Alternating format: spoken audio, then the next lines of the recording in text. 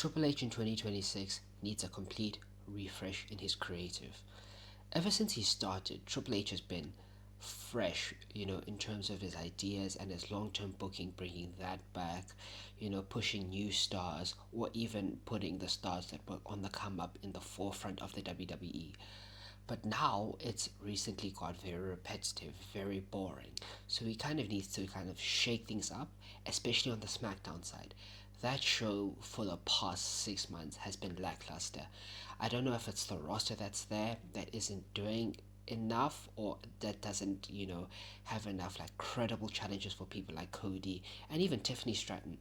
Tiffany Stratton was stuck with Nia Jax for like 6 to 7 months. Why should that be happening? So Triple H kind of needs to reset everything, from the shows to the pay per views to the roster, even. A draft in 2026 is needed. I will not lie to you. A draft would be huge in 2026. So, you ask me, how would I change the whole landscape of the WWE in 2026? I would introduce more unpredictability, man.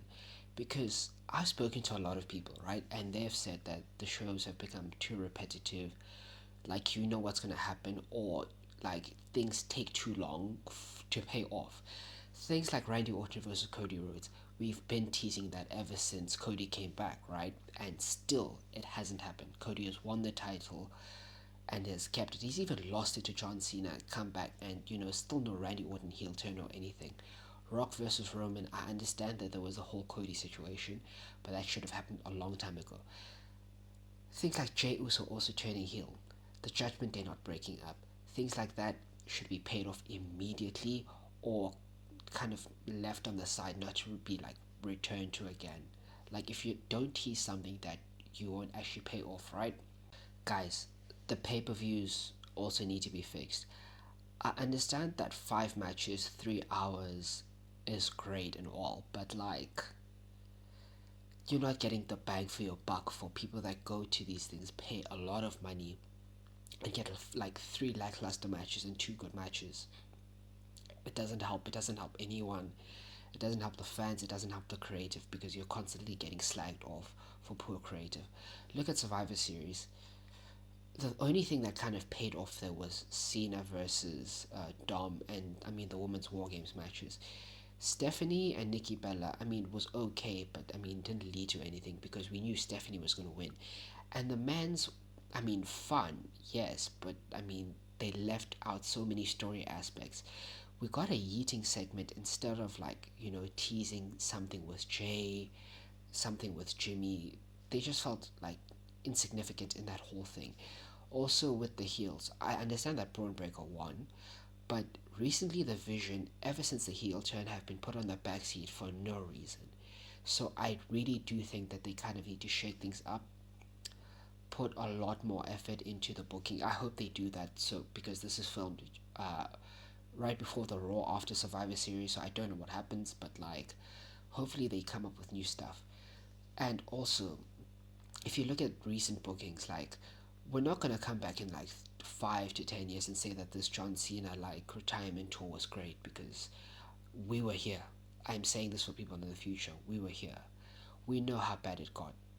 So revisionism must not like actually happen. But like things like that, man. Like it could have been handled a lot better, especially the heel turn.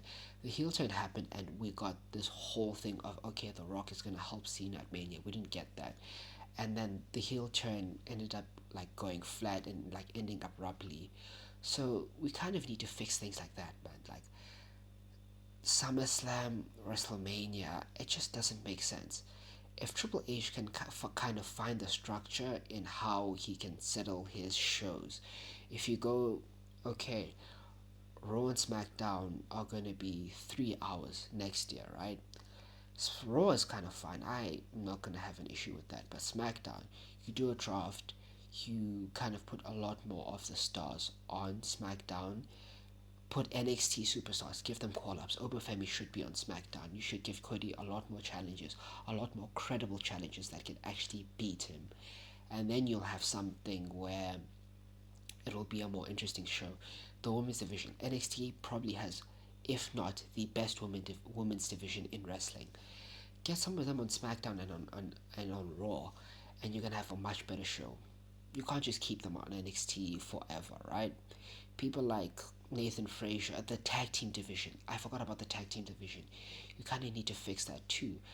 I mean, the mid card divisions on both Raw and SmackDown have been very, very good, with Dom and Ilya Dragunov kind of carrying both their respective mid card divisions.